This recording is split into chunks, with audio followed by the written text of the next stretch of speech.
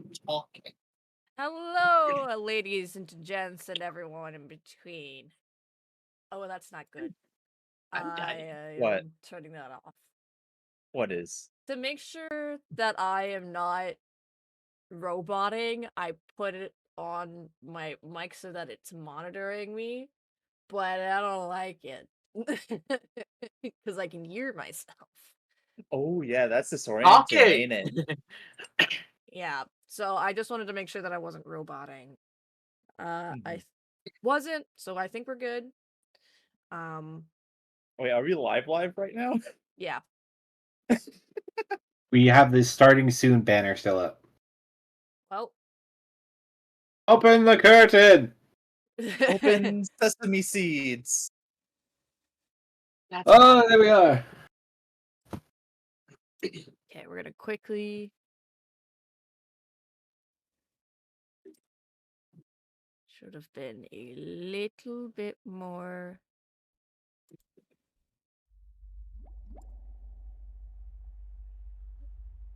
Boop-a-doo. All right. Last where we left off, you guys had arrived within the Dead Mire's most southern part. It is here that you discovered the camp of the cannibals.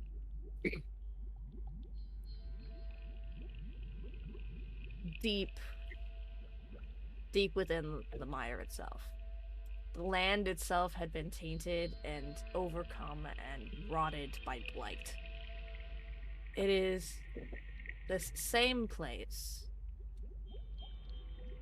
that you also found a river of corpses of old village members from Flexath, other villages that had been completely decimated, along with unsuspecting travelers.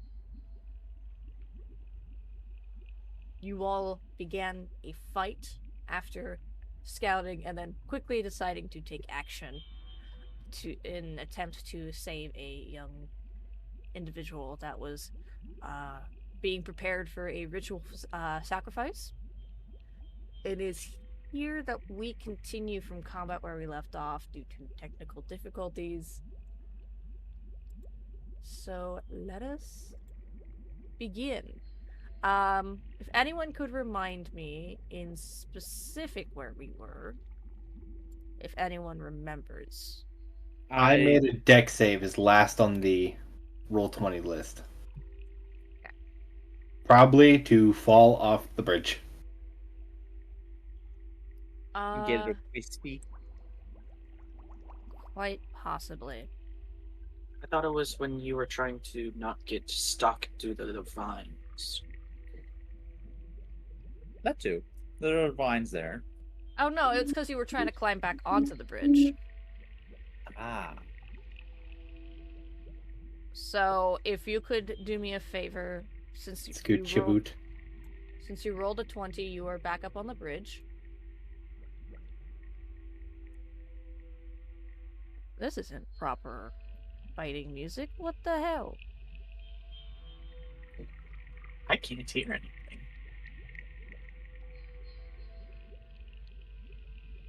Chisel, we've been over how to get to the master music volume level.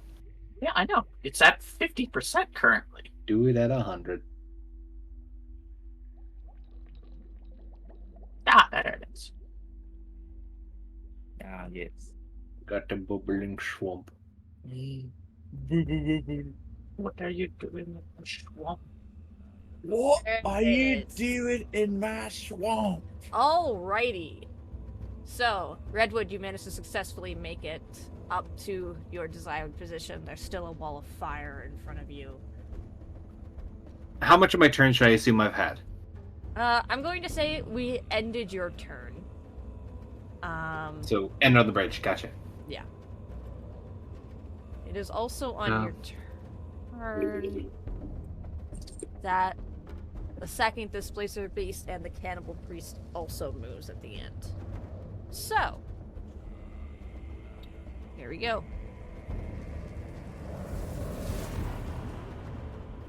They are going to move further in. Just trips Redwood back down.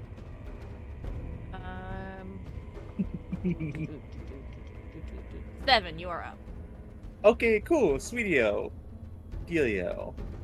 Moves 100 marks to that cannibal leader I see down there on the ground. And we are going to shoot that boy. Okay. Ooh!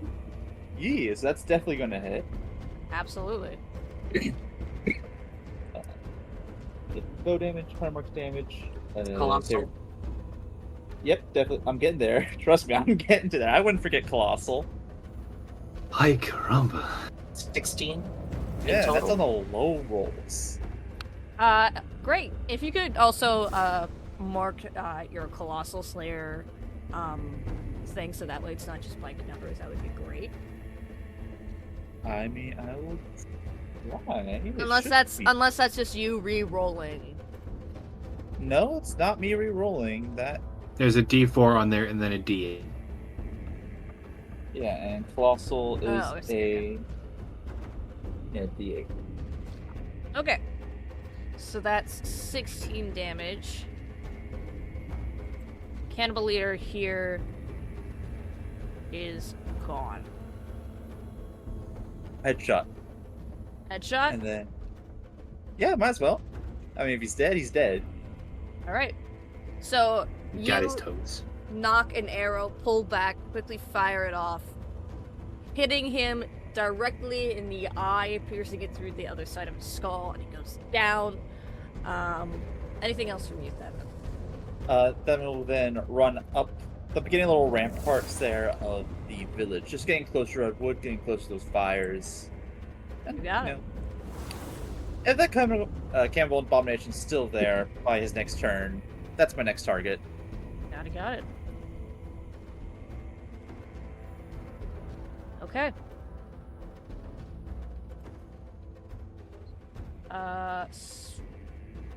Okay, here we go. Where is this one? Alright, the cannibal that is currently standing next to the priest is going to knock 2 arrows of his own. Seeing Thevin beginning to move, he's gonna have disadvantage because you are in... Is it half cover that your AC increases, right? I think it's +2 from half cover, yeah. So that would mean, Thevin, what is your current AC? So my current AC is 16, so I'll be an 18. Got it. You will also be rolling with disadvantage because of the fire. Through the fire, the flames! So I just looked it up, and so we can get the rules correct. +2 if half cover, +5 for 3/4, and total cover can't be targeted directly. Okay, so he is at half cover. Okay. That was the You also get first shot missed. Second shot missed. You, Thevin, as you're running up, you feel 2 arrows whiz past you. One that was clearly about to aim for your chest, the other for your head, as if to finalize a shot, finalize a killing blow. That is that cannibal's turn. The priest is now going to go. The priest is... I'm gonna need... The priest stops, shouts, and points his staff at the cannibal abomination. The abomination raises his arms. I'm gonna need everyone to make me dex saving throws. Okay.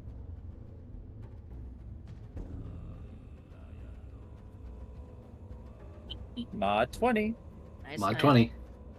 Alright. You guys all feel the cannibal's fists slam down hard on the ground. He does take damage because he is smashing his fist directly into fire and thorns. Just roll that real quick. Okay. His arms catch fire as he slams his fists into the ground. And in doing so, you guys actually feel the earth around you rumble. You do take damage, but you are not moved in any capacity.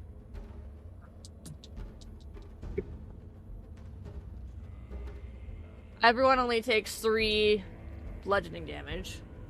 Still, just to slam the ground and do that? Boy is strong. He eats his Wheaties. He drank his milk. I'm going to need a... Let me make sure of something really quick.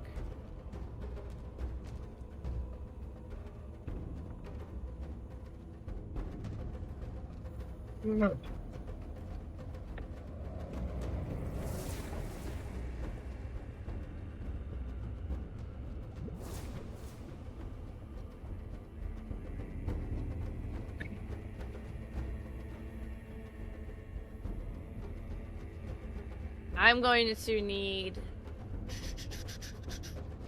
redwood. I'm going to need you to make me a wisdom saving throw.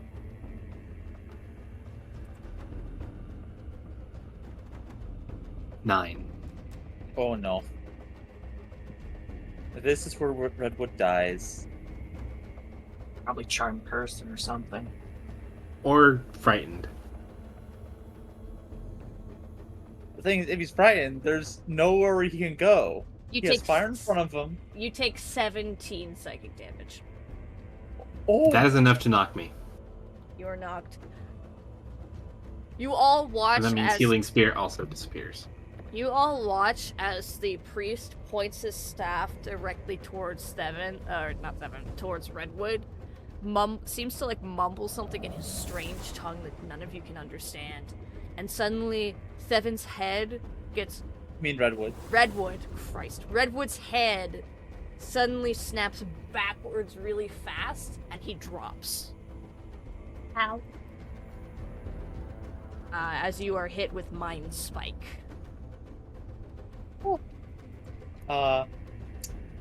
He's also our only healer. Yep. I hope I can do something. Okay. Oh. Your rally? Yeah. Yes, rally. But it requires someone to see or hear me. I have a question. What's up? Would he be able to hear me while unconscious? I would make you roll performance to see how loud you can shout, and then he would need to roll perception. Okay.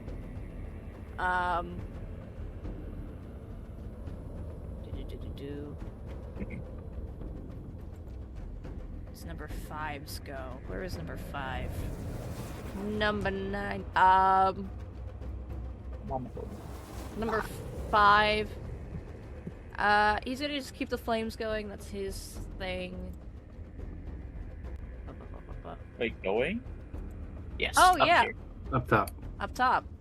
They relit it. Oh, those flames. Yep. Yeah, they're keeping the bridge burning. They think it's pretty interesting. Next, the displacer beast is going to leave his master on the ground and is going to move upward,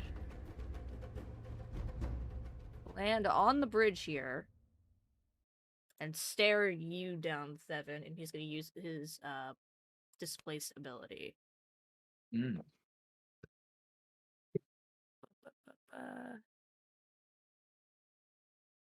Would that affect me? Like, at all? I think it would.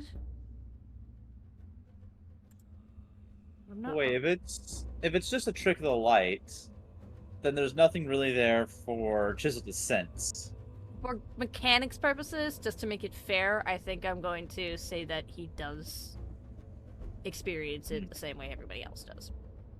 Alright. It has sound capability. Ah, there we go.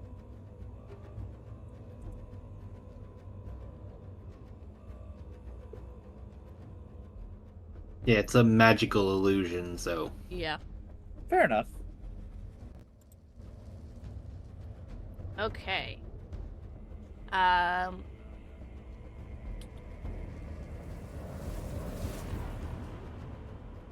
The displacer, just so I don't have to put a new marker down.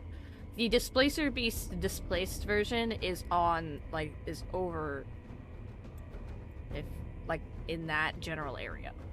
Okay. Down below you. Or, above you.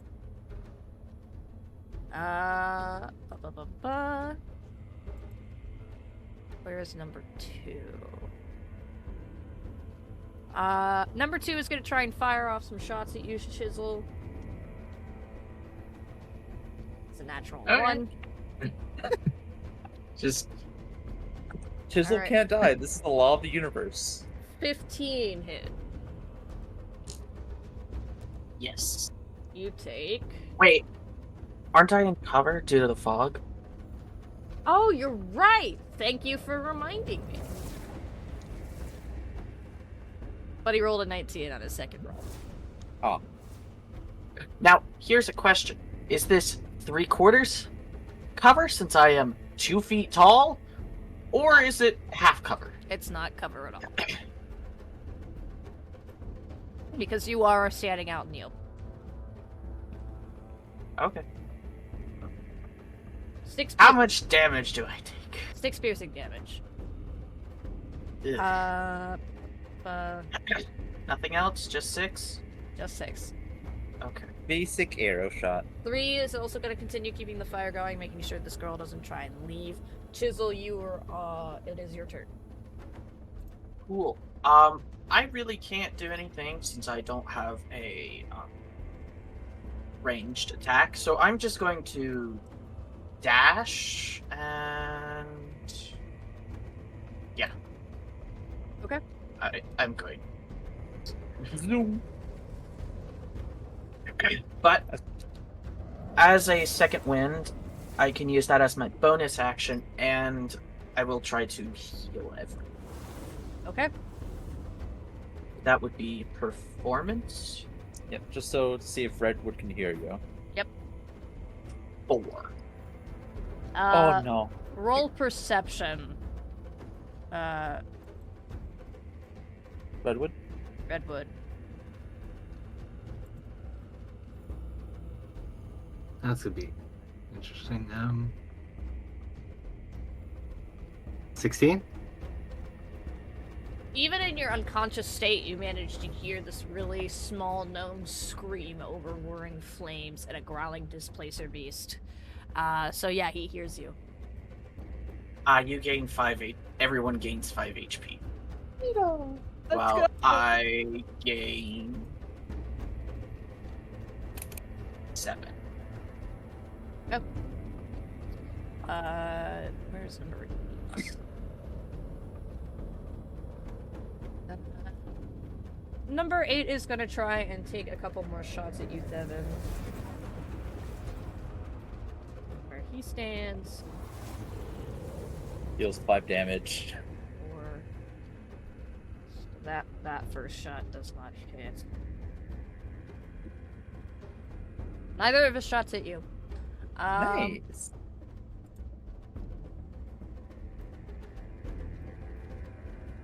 Number 6. Where's number 6? Number 6 is still up there.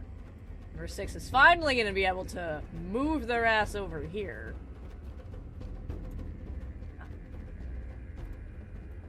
Let's see if this cannibal is intelligent enough to realize that. Or let's see if this cannibal is perceptive enough to realize that Redwood is back up.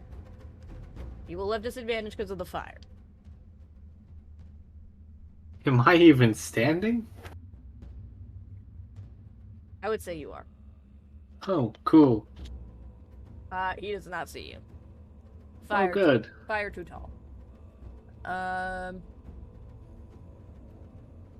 Where's number 2? Number 2. Oh, number 2 is dead. Great.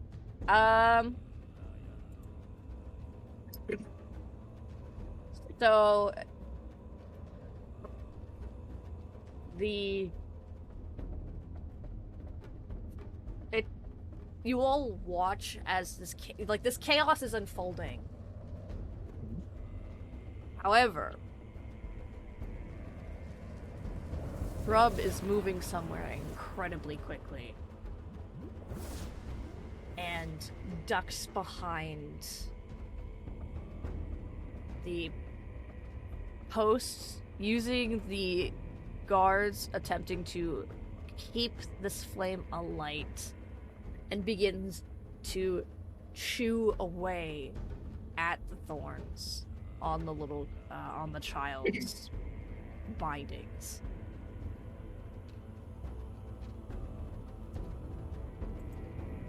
So The up here? child falls, having been freed,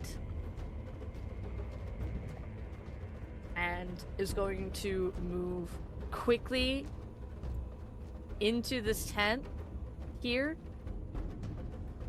and she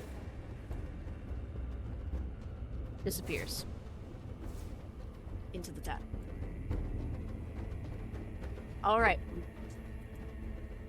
Cannibal Leader 1, now that we are at the top of the order, is going to get his ass up. He's gonna throw his weapon at you. Redwood, because Redwood's the only one in his vision. Yeah. Well, Thevin is. Oh, think of elevation there, Brian. It's currently on the ground. There's a little bit elevation Oh, from where I am. I thought he was climbing up here No, and then just chucking his weapon. No, he's just yeeting that at me. an 11, I'm assuming, does not hit. I'm assuming no. Yeah, no. So, he rolled these with disadvantage. One was a natural 20. The Oh, other was a natural 1. The spear bounces off the wall and pierces him through his own forehead. Well, I would say karma, but also we kind of did attack him. So still karma? Okay. So We get oofs in chat. he's Oof. dead. Cannibal Big oofs. Abomination's turn. There's no one out in the open anymore. They're all beginning to come into the camp itself. So he's gonna start climbing. He's not very acrobatic, so I'm gonna make him roll for this.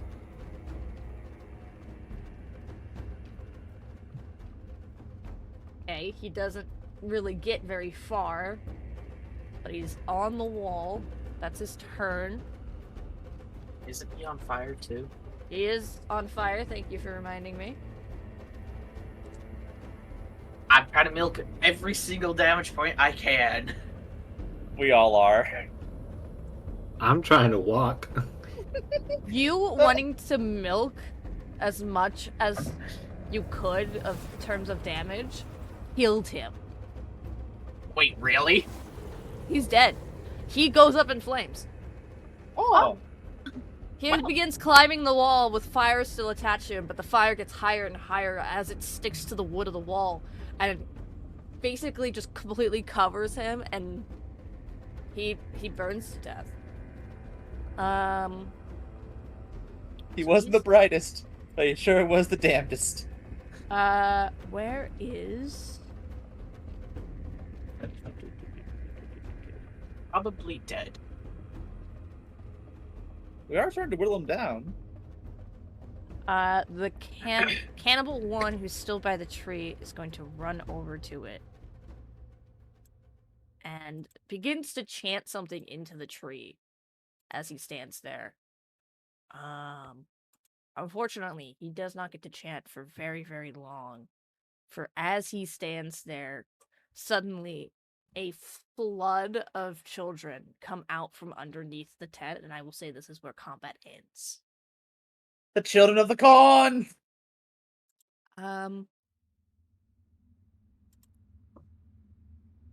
Combat ends.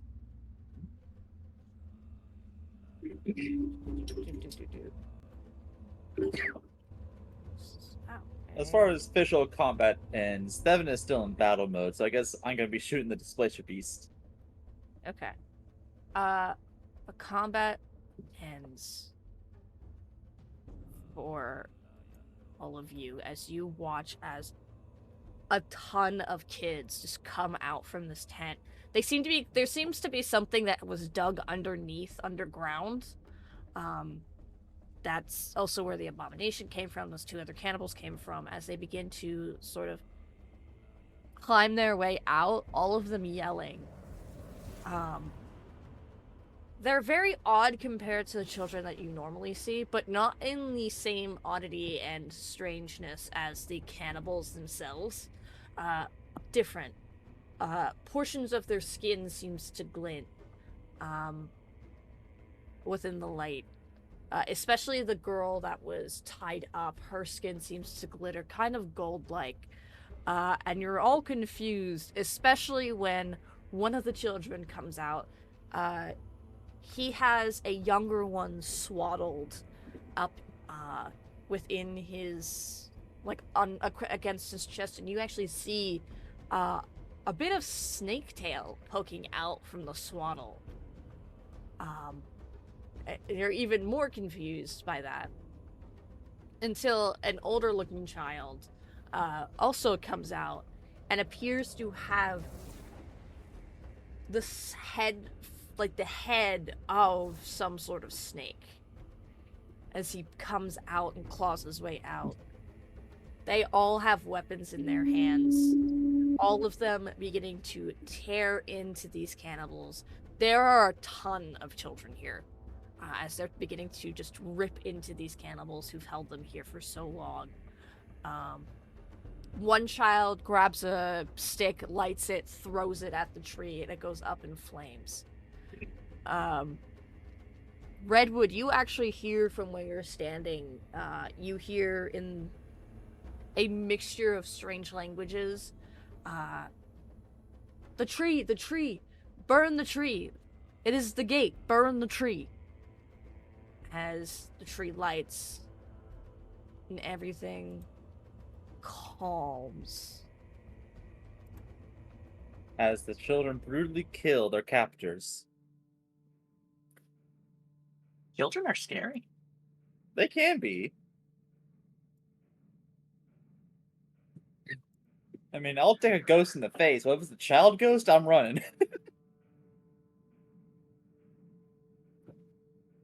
You all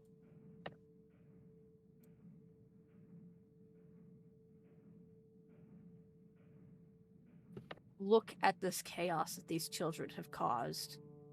They make sure that every single one of these cannibals are dead.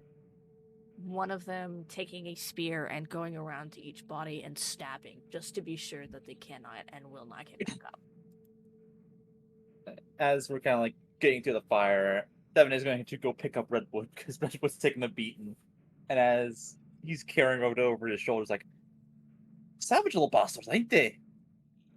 The burning tree. Aye? Ain't that what we're here to do? Or is this not the right tree? I don't know. As the tree continues to go up in flames, you all hear screams. But these aren't screams of people, people. If anyone would like, go ahead and give me either perception or religion. I'll do perceptions, that's my highest. Is perception by sight, or it probably is by sight? The perception is by sight. Ooh, I don't have disadvantage then. Ah, I'm very glad I don't. Okay. So, you all can hear it. This isn't the screams of people who are being burned or anything like that. These are the screams of spirits. They are damning, shrill. You actually have to cover your ears because of how pitched they are. And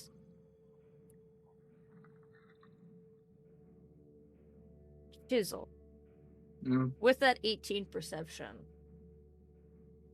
you can hear that it actually echoes somewhat in a weird way.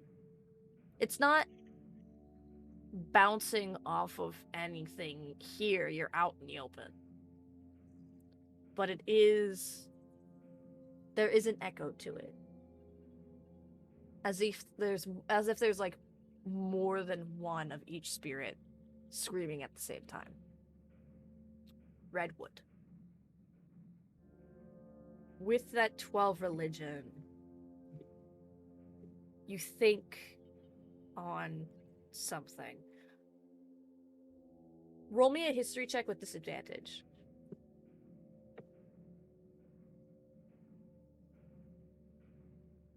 15. You think back to the ruins. You think back to Nuntius. You think back to him going to the Golden Sanctum, researching something that Thevin had mentioned. Necromancy. But why would necromancy come to mind here? There's nothing related to such an act here. Why is it suddenly becoming important now? Why does it feel like something significant related to that is happening? And that's something that you can't exactly put your finger on. It feels twisted in ways you can't necessarily explain. But you don't have time to think about that. None of you do.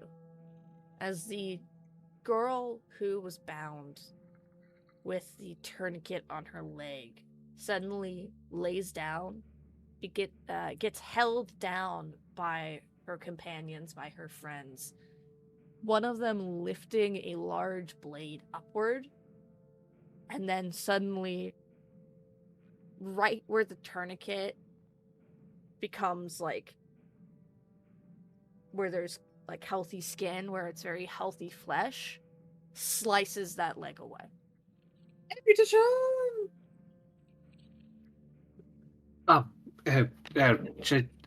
Redwood's going to run up. What the? What? What do you do? What? Why? I mean, what? Amputation's a very common thing for treatment, you know. Yes, but you do that in a sterilized environment with a cleric nearby. What does sterilized mean? You look as you watch one of the children actually. As you're saying this, one of the children approaches, puts their hand near the general area of the now clean, surprisingly clean slice of the leg, and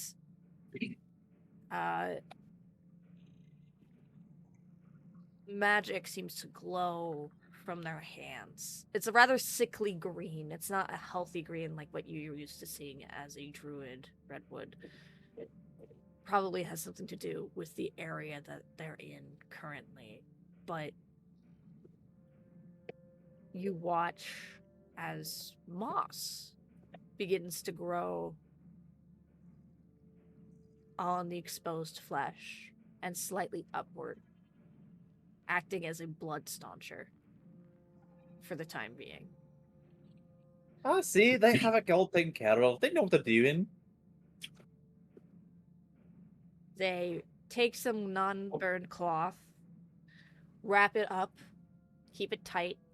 The girl, you can now understand after some of the things that she had done in the moment of fighting, uses her hands in a similar manner, and the injury under the fabric glows slightly before relaxing. She looks a little better, but it's very clear that she is still weak. 3 burns. If anyone would like, please give me an Arcana check. Might as well try.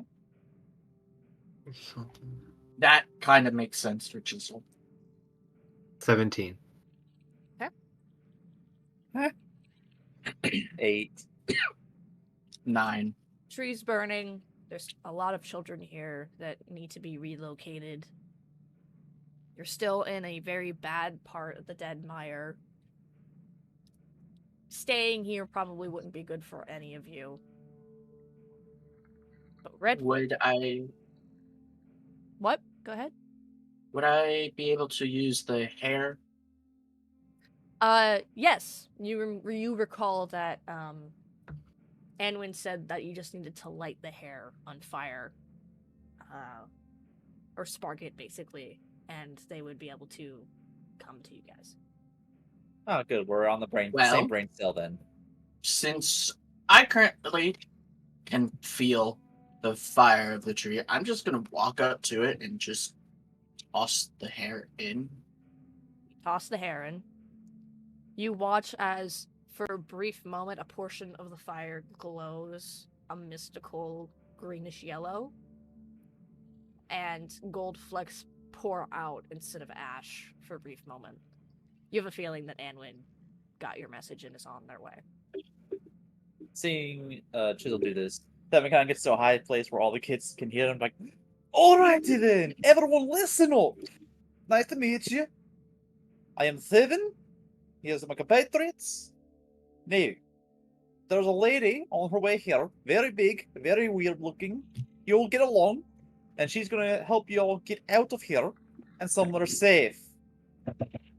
Roll me perception. Okay. 11. You look to all these kids who are looking at you yelling in a language they clearly do not understand. Ah. Right. Starts doing sign language, speaking real slow. repeating what he Performance. says. Yeah, roll performance to see if you can get these kids to understand you. Performance with probably disadvantage. That's a 5. 5. I like to meet you. I like meat. Eventually, they'll watch as you do like this weird sort of dance that they don't get and turn their attention back to each other to try and figure something out here. Redwood's gonna speak in Druidic. First off, Redwood with that 17 Arcana. You look up and you actually see the sky isn't that dreary gray anymore. It's normal. It's blue. The sun is beginning to set. And instinctively, you take a deep breath in and out. And you feel the ground underneath your feet seem to do the same. You look towards the tree and you think, Anwin wasn't able to come in here because something was blocking her. Something was preventing them from entering. You think, oh, the tree was preventing Anwin from coming in. Why was the tree... And you think that it probably has something to do with the natures of Anwin being Fae and whatever this tree is conflicting with one another. And as a result, the tree not wanting Anwin anywhere near it. You think and realize you can see the sky, the tree is burning, Anwin can come without any issue. But you do think that you probably should leave the camp as it is still burning. Is there anything I can loot? No. No, there isn't. Everything is very much on fire. Redwood's gonna very quickly speak up in the Druidic. We're from Flexath. We're here to, I guess, rescue you.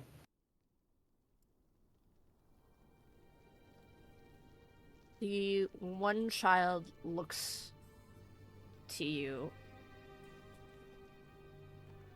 You can see that some of your words are impacting him in some way. Or that he understands at least some of it.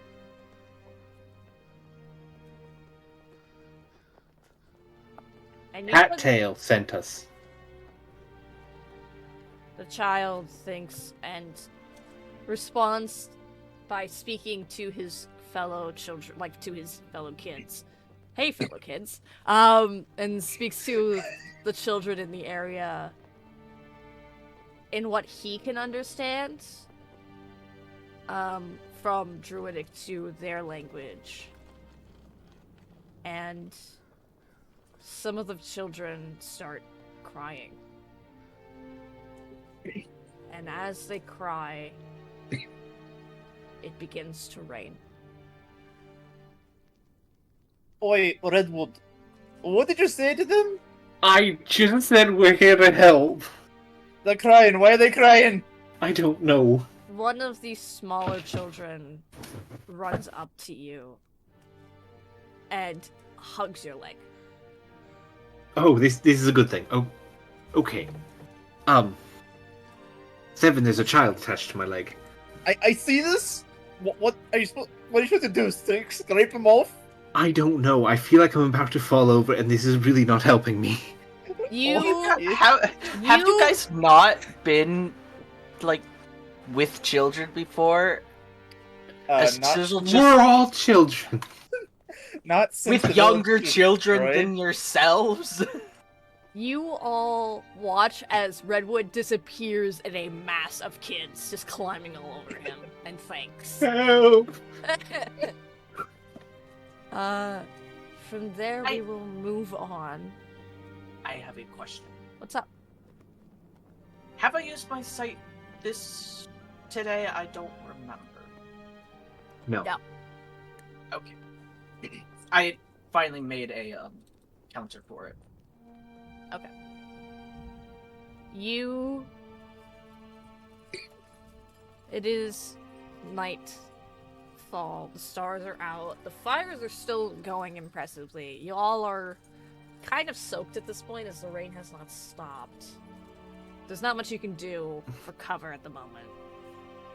And Anwin finally arrives. She too is soaked from rainwater. But you guys have moved everyone out of the camp about a good few feet away. And Anwin tumbles over. Oh, you're all alive. Oh, yeah. What's a piece of cake? I'm sleepy. Yeah, I can... I've been poisoned. Oh, shit. Okay. And she'll just falls down. Oh. Adrenaline now no longer in his system. Okay. Oh, yeah, that's a problem. Shit, I can only do this a limited amount of times a day. Okay. I've got this, and I pull out my little leaf, and I wave it over Chisel's forehead. I think I slightly bonk him with it. Remind me what your little leaf does. It can either give 5 HP, well, twice, or cure poison or condition, poison or disease. Thank you. You use your leaf on Chisel. The poison leaves his body, and she goes, "Oh, that wasn't what I was referring to, but excellent. That's great. We still need to get these injured and extremely malnourished children out of here. Oh, yeah. So, what I'm going to do, I can open a portal that will instantly travel us to Flexath, but I can only do it a limited number of days and for a short amount of time, so everyone is going to need to move quickly. Oh, yeah, cool. What problem about coordinating all this? These children don't speak, any tongue that we're familiar with. She looks over to the children. And you watch her try several languages before finally hitting the one that they speak. Directive? Shut up. But it's a good movie. And as you watch her hit that language,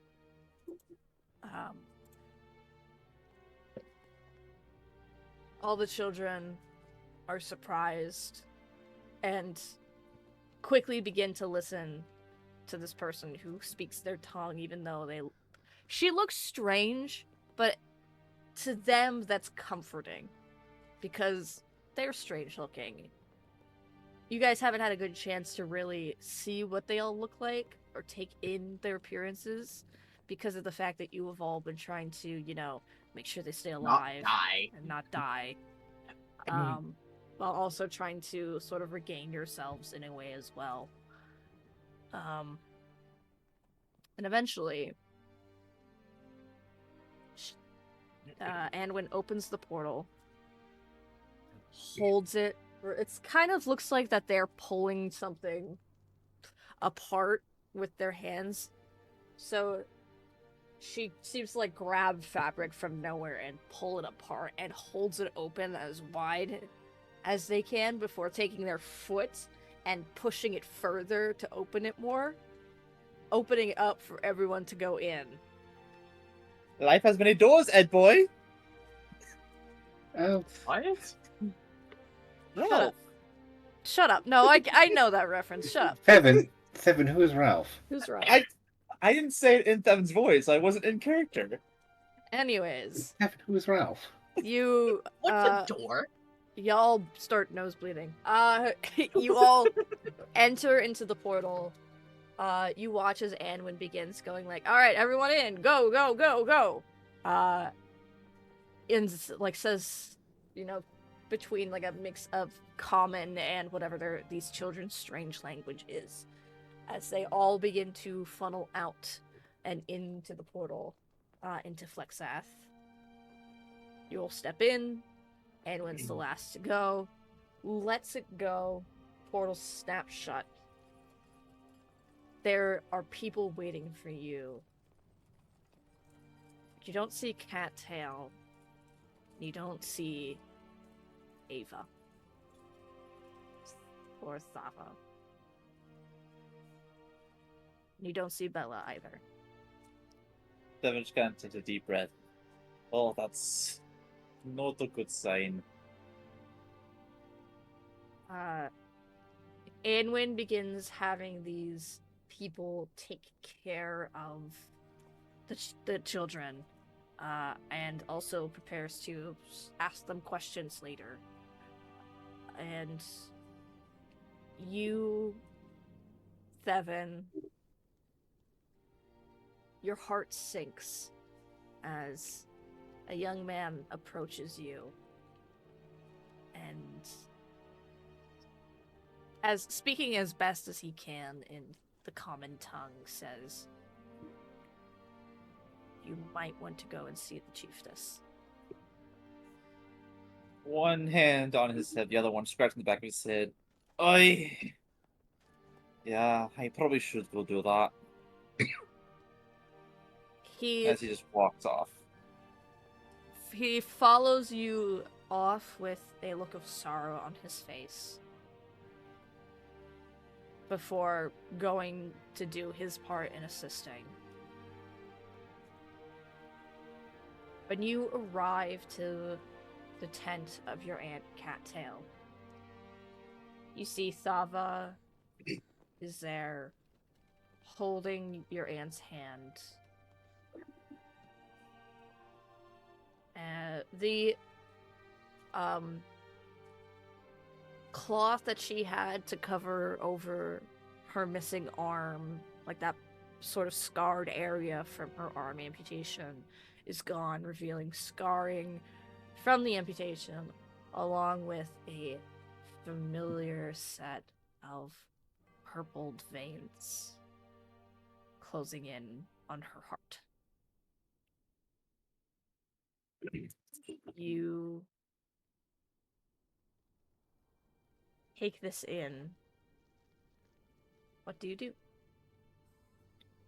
Thevin's going to enter the room and just stand, leaning back against the nearest wall to the door, being quiet.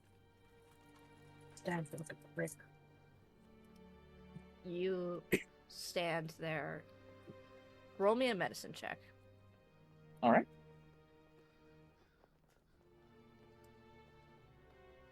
If I can find it. There it is. 17. You look at your aunt. She's heavily sweating. She's struggling to breathe. She looks exhausted and extremely pale. You would be surprised if she survives the night. Now, question. Is there any risk of her changing, like the chief did in the other village? No. You think that the veins are more scarring from the amputation than they are from the wrist, like from being like properly infected. It's very clear to you that the amputation had happened in a way that would prevent her like taking as much as the corruption as possible with it, but they didn't get enough of it that it wouldn't start to kill her slowly. Okay. So she turns her head to you. And for the first time since you were a kid, you see her smile.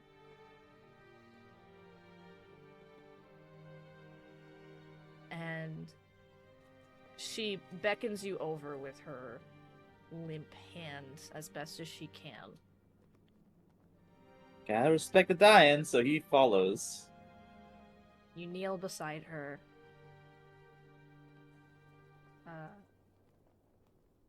As she speaks to both you and Thava.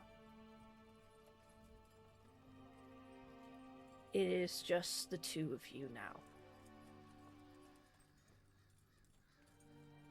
For that I am sorry, but I know that both of you will do amazing things with your lives. Skilled hunters, proud travelers, proud leader, and a proud chosen. I know that each of you have an extremely heavy burden to bear.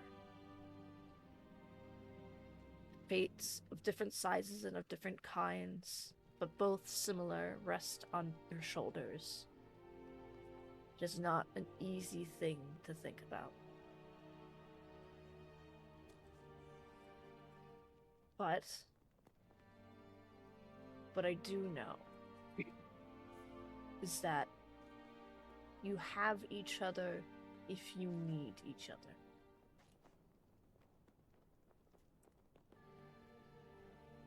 I know it's been a long time. I know you two both still have your grievances for one reason or another.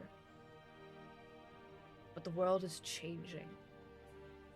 Darkness encroaches.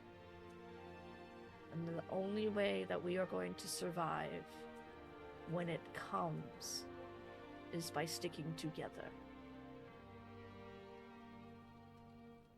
I trust both of you to do the right thing. And to do it well.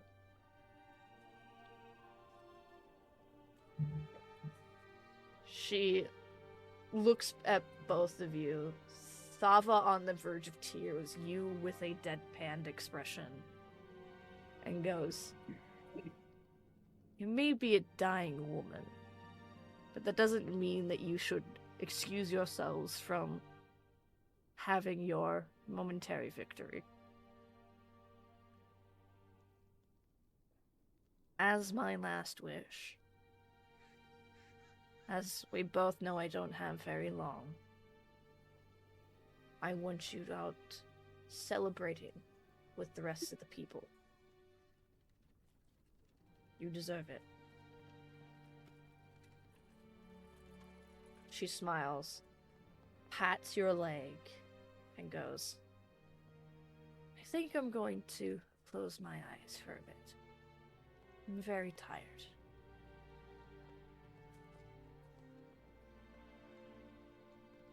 Bella approaches both of you from behind, puts a hand on each of your shoulders, and basically says, "We should let her rest." Dava? She nods and stands up as best as she can with a binded leg.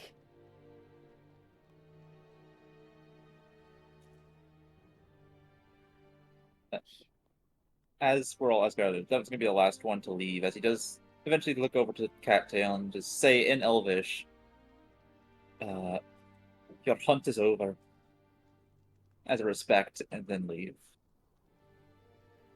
You don't see it, but she smiles as her body relaxes and her eyes close.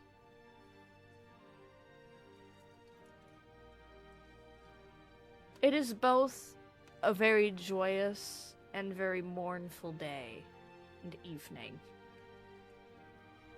as both victory and loss sometimes comes hand in hand with each other.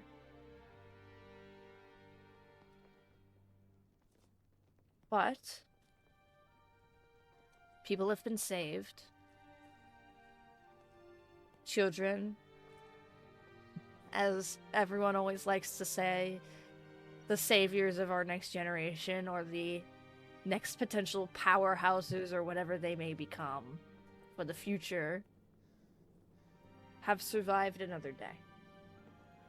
And now with a proper, healthy, and thriving village, can do so with safety and comfort compared to what they had before.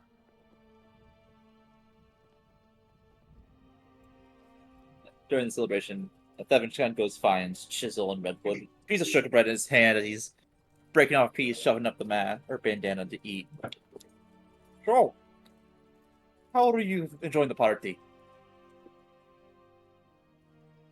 We're dealing with a lot of kids and trying to find out where their parents are, if their parents are still alive. And I'm trying to get Shrub away from one of them who's squeezing her very tightly. Chisel's not currently with Redwood.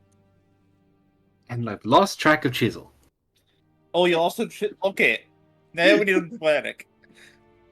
So... Did Shrub... they confuse Chisel with one of the kids? I don't know. Shrub is currently and actively just kind of like okay with what's happening. She just kind of looks over to you, Redwood, and goes, "I'm fine." See, As long as you're right. It's Chisel we need to worry about name. Yeah, I would be more Now- I would be more considerate about the blind boy than me. Because it's very likely that they mixed Chisel up for one of the kids, and I'm not sure what's worse. What someone can do to Chisel, or what Chisel can do to one of the kids. I don't think Chisel would do anything to child. But On it is purpose. imperative we find him. The thing is, I'm sure like Chisel doesn't really have a bad bone in his body, I agree with you there, but doesn't mean things still can't happen. Oh, Speak- wait. speak- Duh. The magic. Speaking of, Chisel, what are you doing? Chisel is currently in a quiet corner. Hopefully somewhere he could see the sky and just stargaze for the first time in decades. You are in a chamber. It's rather open. It's a chamber with only one entrance and exit. Hollowed out bottom, curved walls, domed ceiling, with a single decently large hole at the top. You're resting against the wall, looking up at the stars. You hear footsteps as Anwin enters. Surprised Hello. Hey, Chisel. Surprised the rain has passed as she sits next to you. It passed a while ago. Hmm.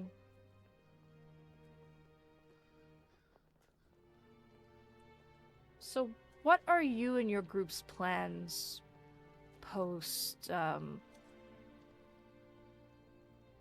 that all this is done? Honestly, you're asking the wrong person for this because I don't know the map, or the plan. Really, where we are, depending on the whole area, except I know we're in the swamp.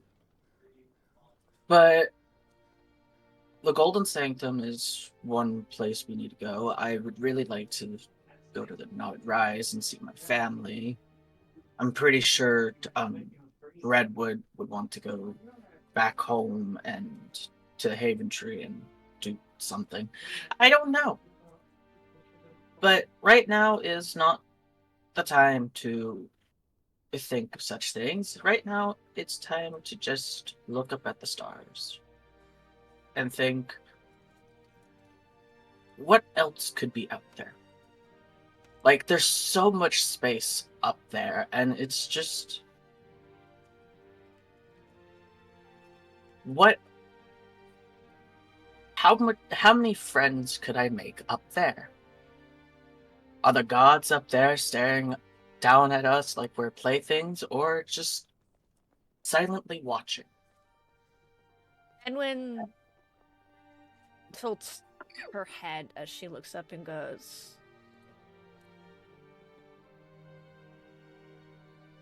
"You know, that's rather funny that you mention it. The gods actually very much care about this place that we call home, and very much care about its people. But in order for you to become efficient and reliant on yourselves, they made a rule that they cannot directly interfere with the lives of mortals. They actually asked us, the Fae, to make sure that they upheld that rule many, many years ago.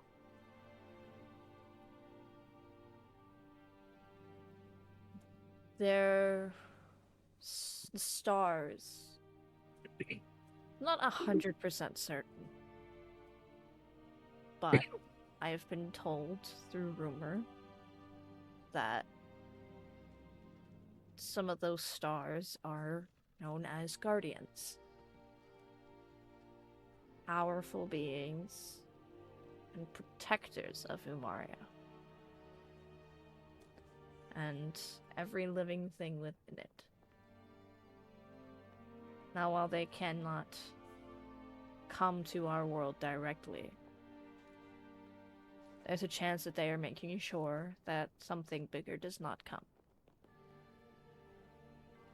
Do you think I could become what did you call them?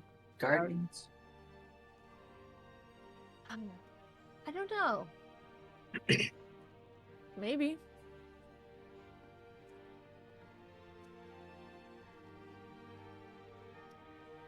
Do you think I'm useful to Devin and Redwood? I most of the time get in their way. At least it feels like it. I think they care about you and enjoy your presence a lot more than I think you realize. Seven and Redwood are both serious to certain degrees in opposite ways that you very much balance out.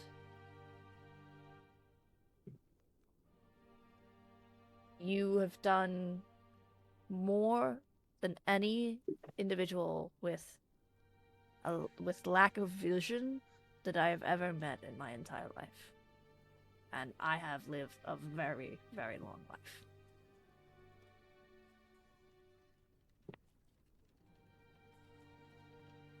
She kind of taps the headband on your forehead and goes, "You see people as people. No matter their experience, no matter what they've gone through. It's kind of hard not to see them as that. Even though I am kind of blind, I don't know how I could see them. The point is, you're a very special kind of individual. And it takes a very kind of special individual to do what you do and still manage to find ways to make other people smile, feel safe and comfortable.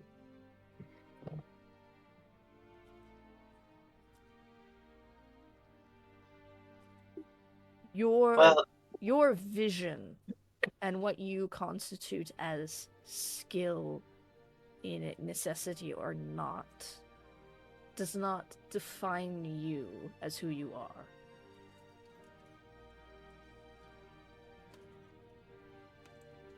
The way you view yourself, the way you view others, that is the most defining characteristic about you.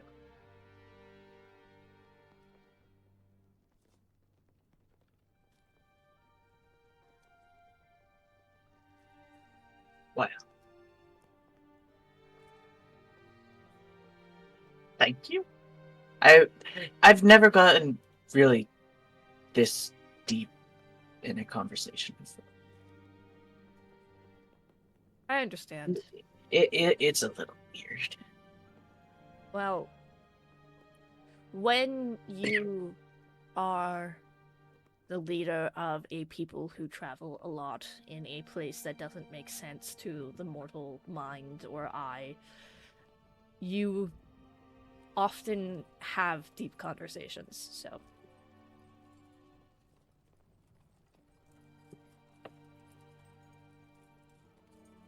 But I can tell that you desire your solitude. When Not really. It was just too loud.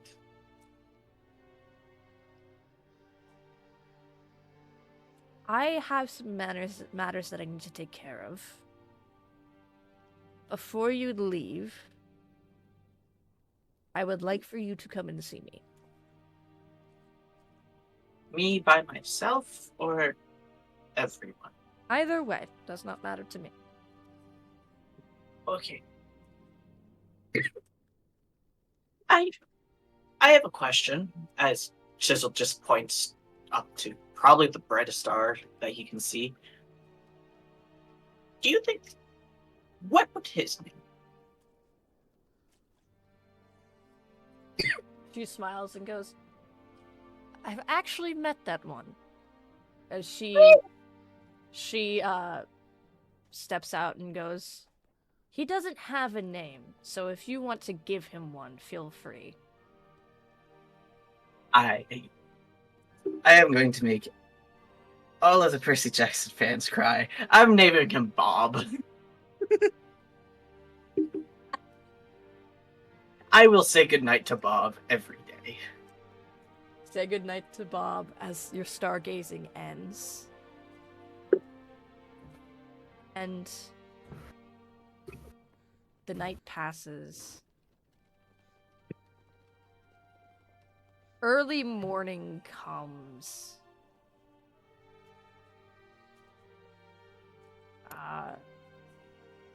To all of you. But Seven, you are awoken when the light just begins to fall onto the land. The sort of blue tinge that comes with early sunrise as you are shaken awake. Thava is standing over you. He just kind of leans up. It's like, that happened, didn't it? They're getting everything prepared. I'll be there in a moment. She nods and goes, and as she leaves, she pauses and goes, When you have time after, I think we need to have a talk. I And she fully leaves your space that you share with your companions and a sleeping fox that acts as a source of heat and warmth. She looks up. Shrub is actually awake. She heard someone enter rather clunkily, but you guys are all exhausted, so you didn't really perceive it until she was directly over you, and she goes, "Do you want me to come with you?" no, he'll be fine. You've been through enough trauma already, right? So you just enjoy yourself. Shrub. Is currently laying down like he was placed there, not like he climbed in. He's just like you. He's on his side, just barely moving. Redwood is. Redwood. Now, elves don't need a full night's sleep in order to having considered taking a long rest. But you and Redwood and Chisel were so exhausted that you slept the full night. Hey. We're getting extra sleep. We're getting 6 hours tonight. Sleeping in. Like any fucking student. I feel like I'm back in college. I'm going through that right now. You get up, you head out. You see, Shrub actually kind of watches you leave before going back into the tent. And the only area that's kind of lit, because you're in a cave system, it's still pretty dark, is, at Tail's tent. And there are bodies moving in and out. But when you arrive, she's been covered in cloth, which has been bound in ceremonial sort of fabric and ribbons. Flowers have been placed on it. How do you help with the preparations of what is about to happen? Time for another bonfire. Time for another barbecue. No. Why not? No. Not in here. Get Shrub a little luau outfit. Wait, you just gonna start to do the luau? Anyways. Please describe to me what Seven does as he helps.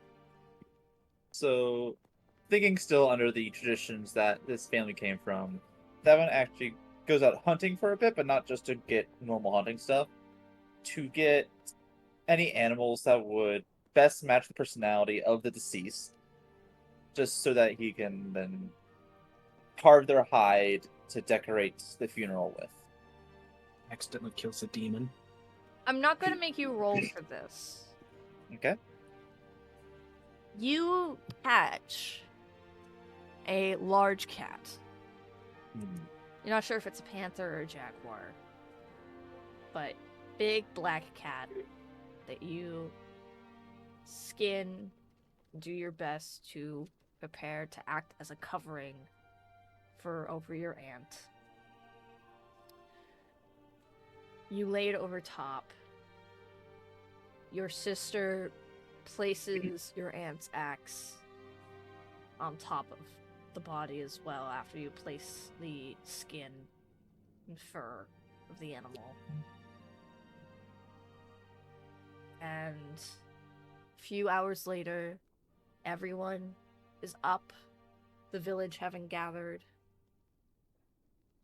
A raft of wood has been made for Cattail. They're at the edge to where you guys traveled for a good bit to get to the coast. Maybe like an hour or so walk to get there.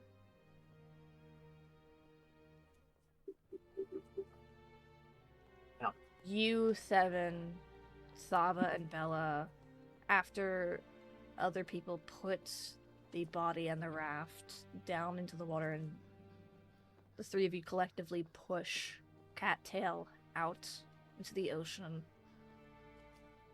With three other people, you light one of your arrows on fire and fire it at the raft. Burn it in ceremony, in celebration of Cattail. In Chisel, Hello. you feel somewhere that the world just gained another star. I'm going to look for this.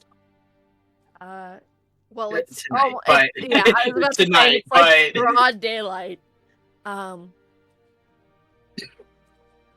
Eventually, everyone begins making their way back, but Thava still stays by the shore, watching the raft. My question to you, Thevan, is: do you stay with her, or do you join the others as they begin to travel back? I stay with her, but a good distance, just so she has her space, and when she's ready, she's ready. You watch as she lets her walls down since the first time that you've been here, and the mostly elvish form falls away to that half animal-like form, and you think that in this moment you're starting to realize that that sort of animalistic part of her is actually her natural one. It is her true one. As she looks over to you and nods, giving you permission to come closer if you so desire. He does, and as he does, it's like, so this. Yeah,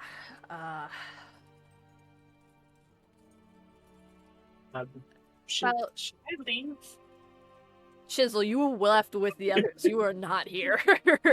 Just, I kind of got left behind. No. I don't know where I am. Rob made sure you left.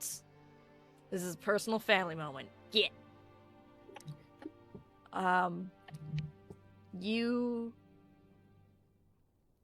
look at Thava, you look her up and down as she goes, yeah. About 3.5 years ago, I want to say.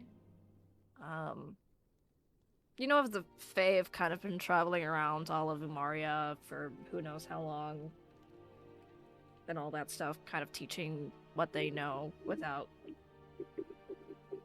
sort of over-encumbering and things like that. Anwin kind of joined that about 5 years ago. And made her way here. It was shortly after we lost our original village, before we were forced to move.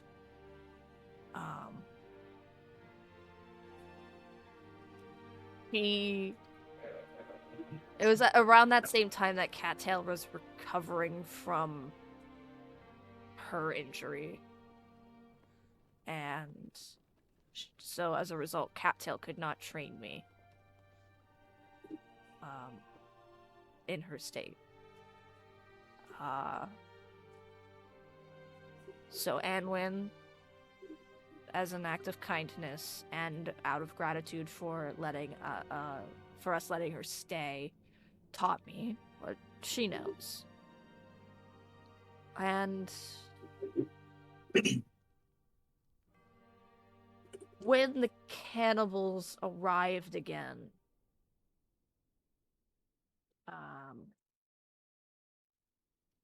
it was very messy. And I asked Anwin, due to her nature, if there's any way that I could get stronger, or if there's anything that I can do to be like her in order to keep my people safe. And she made sure that it was what I wanted. and basically gave me a boon of the Feywilds as a way for me to make sure that I can keep my people safe.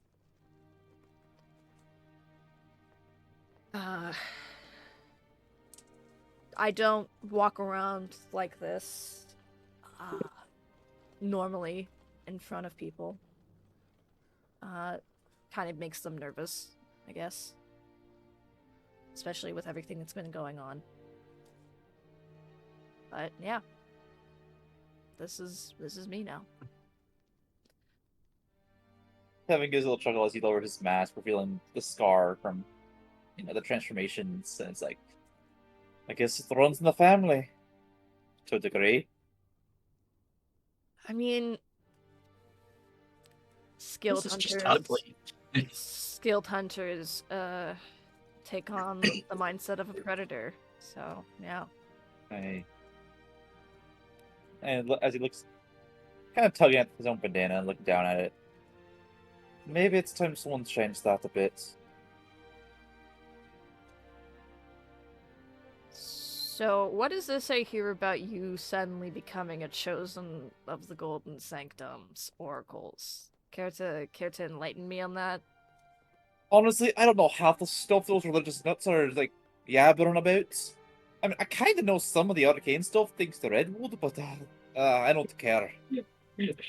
Just I don't get it. a little bit. I guess it means I'm hunting whatever the hell's going on now. All this corruption. What if it means I get to make this world a better place and help people? I don't care what the title is. It nods. That's fair. I can see that. What really happened 5 years ago? The memories are blurry about exactly how this, as he gestures to himself, happens. I just remember blood, screams, then you, wounded by my hand. I'm still ashamed of it. I didn't know what was going on or what to do, other than to keep you safe. And bringing you here was the best thing I could think of. Getting you away from the village, from all that death, getting you away from me, staying away until I cured this. He sighs and then proceeds to punch you really hard in the arm. Yeah, I saw that coming. She just kind of shakes her head at you and goes, I just wanted to be sure that you were safe.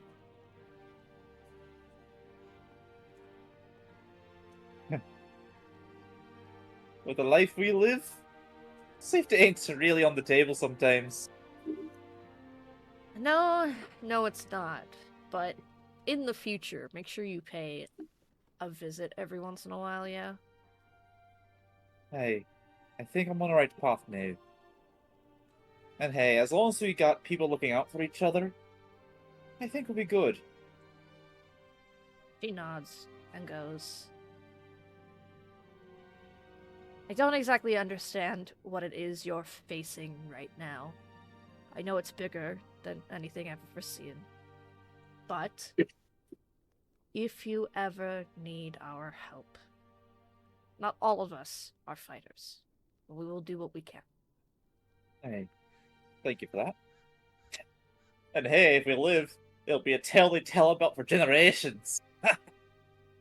Like that one story about great Uncle Boom and that big old bear he hunted one time in the mountains. Always with the bear. Always with the bear with him. Every single family gathering, it was always the bear story with him. It was. Well, he said it had 3 heads and all that. Cut one off, 2 more Groots, please. I highly doubt that he faced a bear that could grow its heads back, and you two just kind of naturally fall into that sibling banter once again as you two sort of talk about your pasts and your childhoods and things like that. When the two of you get back to the village, you actually see that people are beginning to move out of the cave and beginning to set up structures so that way they could live both in and out of it, if they so desire. Because the swamp, as far as they're concerned, is safe now. There's no rival tribes like the cannibals that are going to come and try and kill them. The source of it all has just burnt. You do see the group of kids standing there, though. And they look a little confused and lost into what to do. And Bella approaches you, Thevin, and goes, I don't quite understand what's happening to these kids. However, while I don't know exactly how long you and your friends plan on staying, it would be a great help if the three of you could sort of integrate them into everything. Anwen's been talking to them in their tongue. She says that whatever occurred to them while they were in the camp with the cannibals, that some of them were born there, some of them weren't, but all of them sort of experienced the same sort of, I wouldn't necessarily say magic, but ritual that turned some of them into what they are. And you look over and you see that these children all have snake-like features to varying degrees. Again, there's that child with the snake head. There's that young one who you think probably is no more than a year and a half old, who looks like a naga, so like the bottom half is a snake tail instead of legs. A lot of them have scales of varying colors. You see snake fangs. Some of them have forked tongues. They have slitted eyes. Some of them don't have ears that you can see. They just have like the holes, like some birds and things do, for hearing. They have claws. Some of them have claws, some of them don't. It's basically like they are varying degrees of snake in some way, shape, or form in this place. And on top of overboard and on table, this is the origin of Umaria's Yanti. I figured. I was about to say. But This is the origin of snakes. this is the origin of Snake. Snake. The Snakeman. The young girl approaches and, in very broken common, says, "Thank you." Devin, now with his bandana, since other people around, back up, covering his face, he just nods. Say, "You're welcome, lass." You also realize now that this girl, even though she literally got her leg cut off just yesterday, is walking? And you look down and see that a leg made from tree bark and wood has become her replacement that is fully mobile and able to move. It even has little moss patches on it from just the naturalness of it as she moves around with her family. Those also little buggers, ain't they? Well, when you It is live interesting. with people who, eat flesh, I think you kind of have to be. Oh, yeah. What was that, Redwood? It's just very interesting. It's a nice use of magic. You see I Bella. think we're going to see a lot more in our travels. You see Bella just kind of doing her best to act as this giant conglomerate of children's mom for now because they don't know if their parents are alive or dead. They're kids, they can't travel very far. There's also a lot of them, so now they're here. They're going to be living within the village of Flexath now. So Bella needs something to do with her time now that she is no longer co-chieftess of the village. You know that the ceremony will be happening. Whether you are supposed to act as a familial witness for the ritual. But that is something that you have to worry about another day.